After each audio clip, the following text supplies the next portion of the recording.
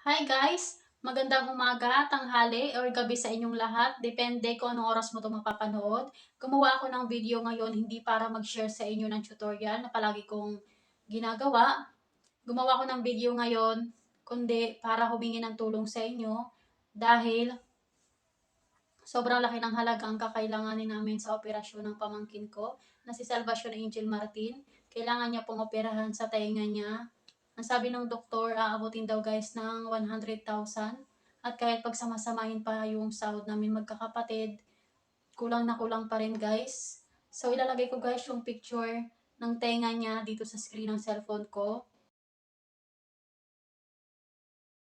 Alam kong hindi niyo ako kilala at hindi kayo sigurado kung totoo yung sinasabi ko. Bali magpapakilala po ako. Ako po si Marichu Abion.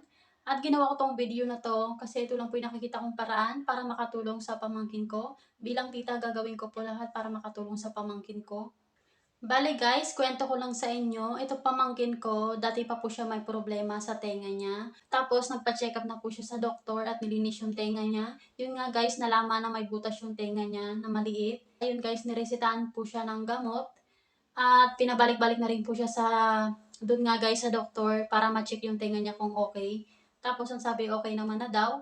Tapos netong ano guys, netong New Year, ang sabi ng pamangkin ko, nahihilo daw siya tapos yung tenga niya daw masakit. Kaya ayun, pina-check up po siya ulit. At dun nga guys, nalaman na yung butas sa tenga niya ay sobrang laki na. At ang sabi po ng doktor, kailangan na daw po siyang operahan next week kasi nga daw po para yung infection hindi na daw po mapunta sa ulo niya. At ang sabi po ng doktor, kailangan daw po ng 100,000 pesos na gagamitin po sa operasyon. Sa makakapanood po ng video na ito, kakapalan ko na po yung mukha ko. Humihingi po ako ng tulong po para sa pamangkin ko, para po sa operasyon niya. Maliit man po para sa inyo, pero sobrang laking tulong na po para sa amin. Ansigad na po, bahala magsukli sa mga tulong nyo. Salamat po ng marami. Sana po matulungan nyo po ako.